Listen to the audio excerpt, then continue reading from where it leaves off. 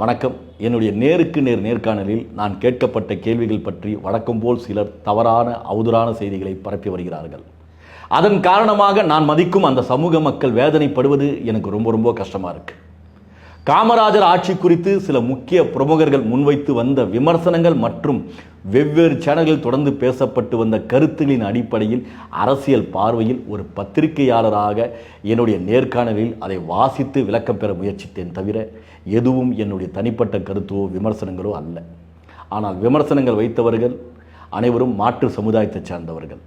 நான் சிறுபான்மை சமுதாயத்தைச் சார்ந்தவன். ஆனாலும் நான் சாதி மதத்திற்கு அப்பாற்பட்டு அனைத்து தரப்பு மக்களையும் அரவணைத்து செல்ல வேண்டும் என்ற நோக்கில் பயணிக்கிறவன்.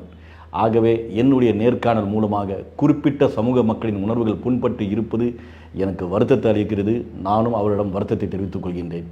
எப்போதும் போல நாம் ஒன்றுபட்டு செயல்படுவோம். நன்றி, வணக்கம்.